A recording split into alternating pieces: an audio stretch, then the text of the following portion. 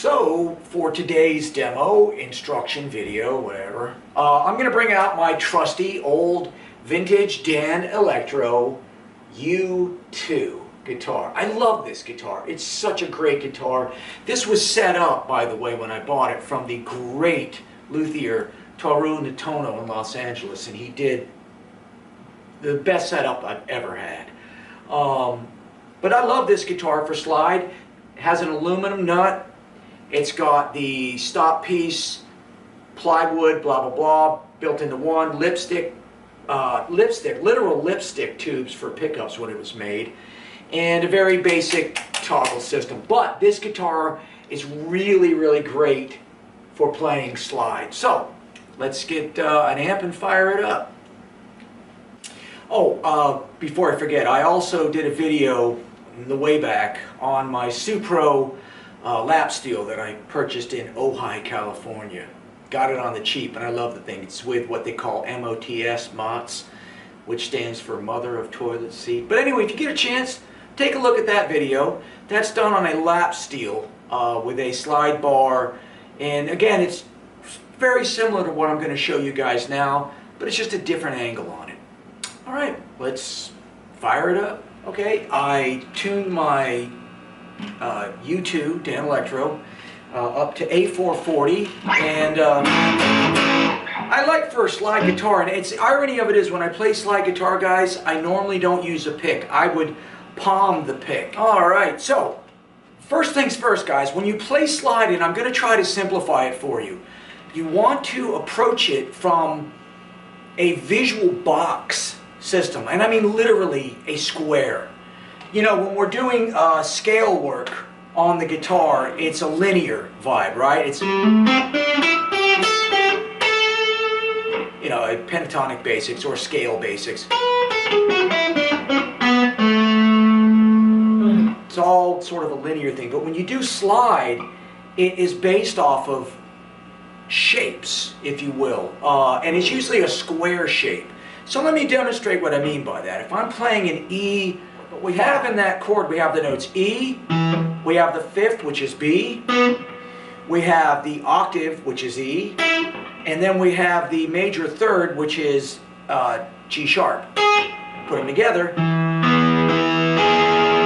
we get a major chord. Now you might be thinking, well, Michael, why is that important? Okay, everybody knows that, but when you play slide guitar, here's the trick, guys. You take that shape,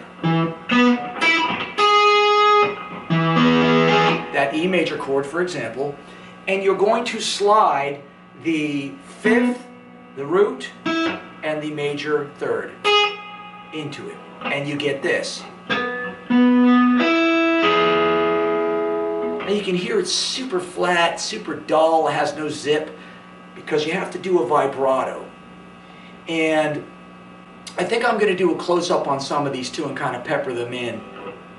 Anyway, I'm digressing way too much today. But when you're doing slide also, guys, the slide has to literally lay right over the top of the fret, directly over the fret wire.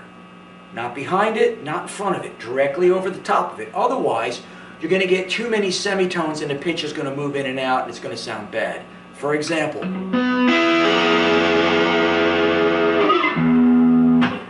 when you slide into it,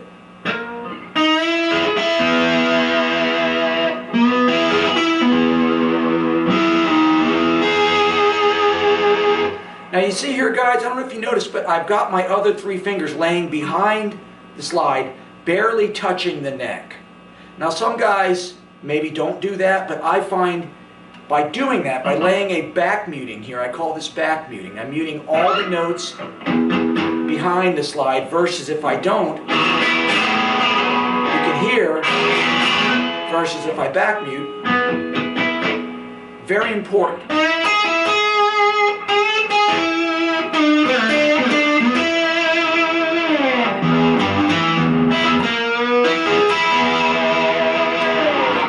So that gets us through our first shape. The second shape you want to look at for major chords, and it's basically your triads. Then you have this one, right? And of course there's a million E shapes. If I'm going to go to the next one, I'm going to take which is B and E. I'm going to take the fifth and the root.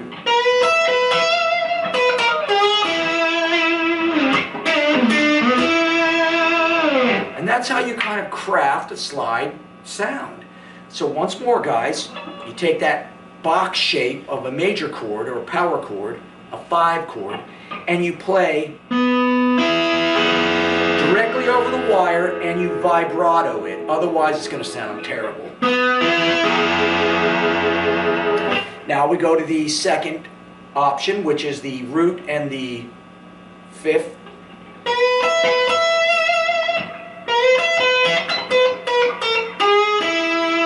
And I did a little chromaticism in there, as you can see.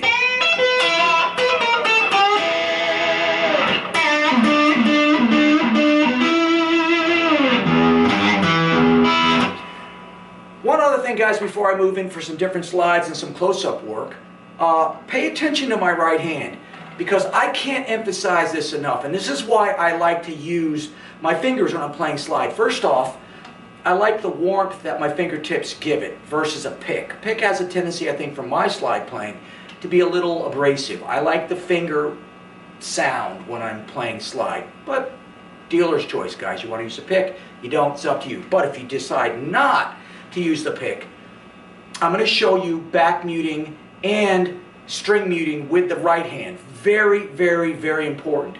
Rock players do it, slide players do it, country players do it, classical players do it, flamenco players do it. It's always working that right hand, muting, unmuting strings, so that you don't get a lot of extemporaneous noise. So, let's get a close-up in a second on that right hand, but I wanted to show you again. So if I'm playing that lick, watch my right hand here now.